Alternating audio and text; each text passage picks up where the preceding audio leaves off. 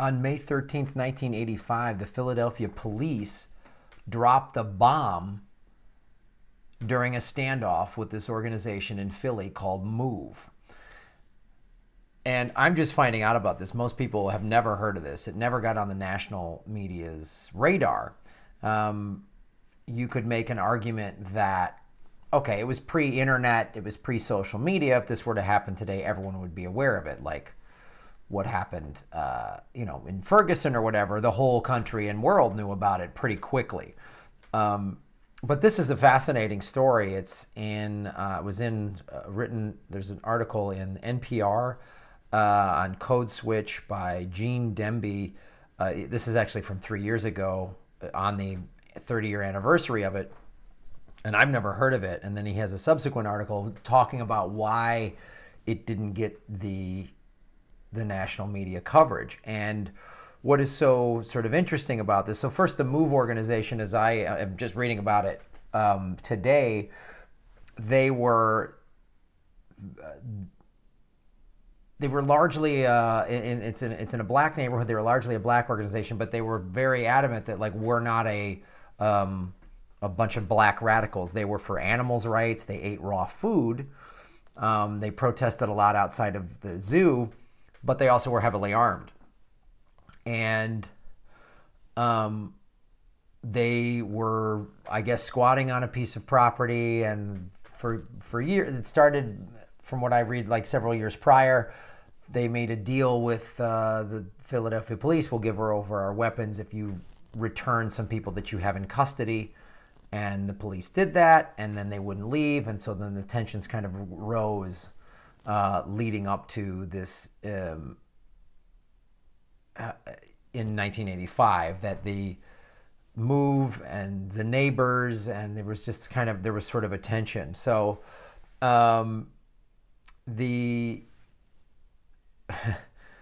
what happened though is there was a standoff. There were nearly 500 police officers gathered at the scene, ludicrously, ferociously well-armed, flak jackets, tear gas, SWAT gear, 50-60 caliber machine guns, and anti-tank machine gun for good measure.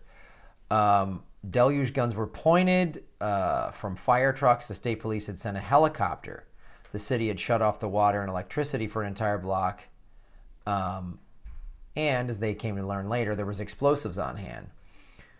What happened then, at 6 a.m., they were told they had 15 minutes to come out. Instead, someone from the MOVE house began shooting at the police. The police returned the fire, and according to official report, the police fired 10,000 rounds of ammunition at the MOVE compound over the next 90 minutes. They eventually had to ask the police academy to send more bullets. Right? Now you could say, oh, the cops said, look, they were fired upon first. They had to do what they had to do. Okay, 10,000 rounds seems excessive. But what happened then is Mayor Wilson Goad held a press conference and told reporters that he wanted to seize control of the house by any means possible. Then Goad made his fateful decision. The police got the go-ahead to drop a makeshift bomb on the MOVE compound in an attempt to destroy the bunker on its roof. A helicopter took off, made a circle, came back, and then the whole neighborhood shook. They dropped a satchel, basically a bomb from a helicopter.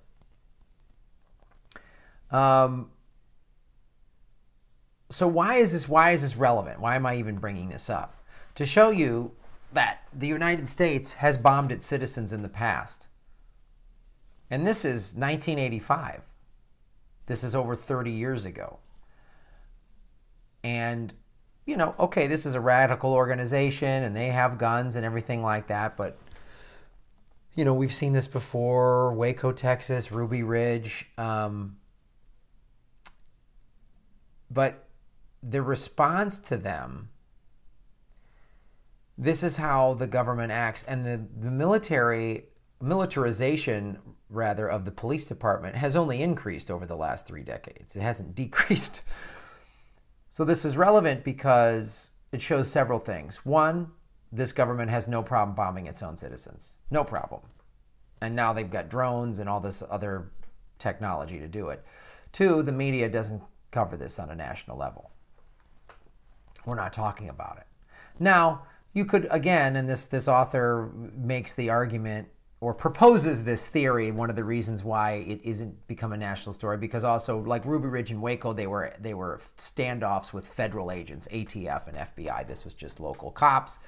And again, back then, this is before the 24-hour news cycle, and so this would absolutely be on everybody's radar immediately when it happened, if it were to happen now. But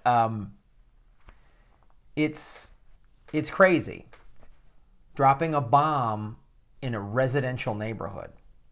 They took over like an apartment building. They dropped a bomb on him. It was a home. 6221 Osage Avenue in West Philly.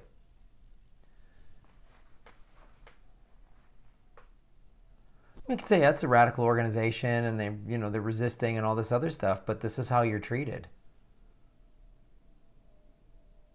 And maybe the MOVE organization did do some bad things. I don't know. I'm not here to pass judgment for or against them. I'm just saying they dropped a bomb in a residential neighborhood.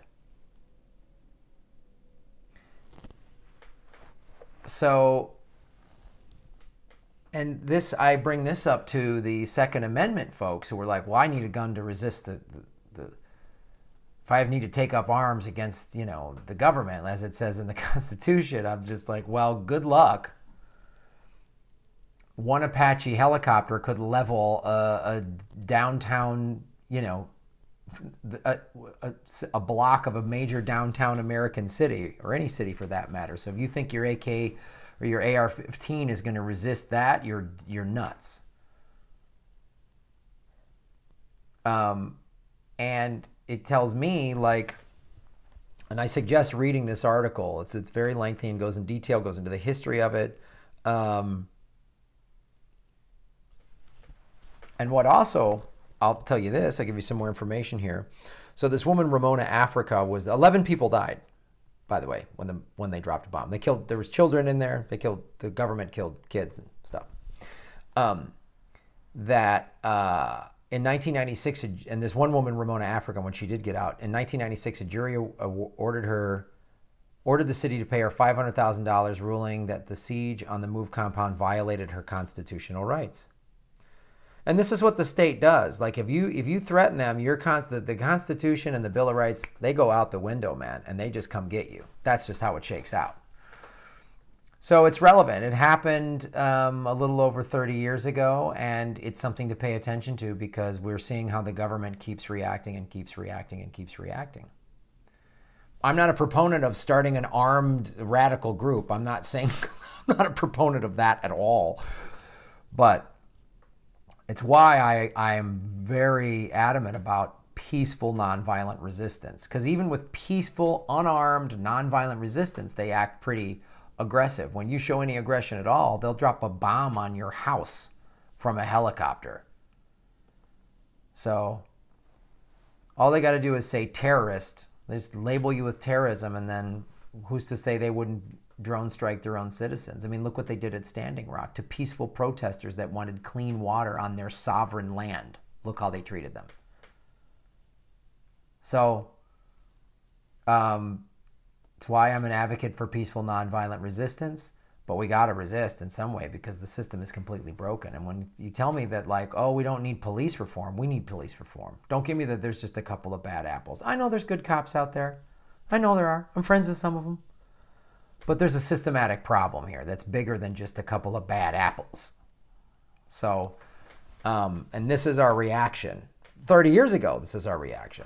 And it's only gotten worse and more militarized and more violent and more oppressive. So thanks for watching this show. Thank you for supporting it. Join Ron Placone and I on tour June 20th through the 24th, going through Nashville, Huntsville, Asheville, Louisville, and Atlanta. Tickets are at grahamelwood.com. Like and subscribe and support the show on the Patreon so I can do more stories like this that nobody else is covering.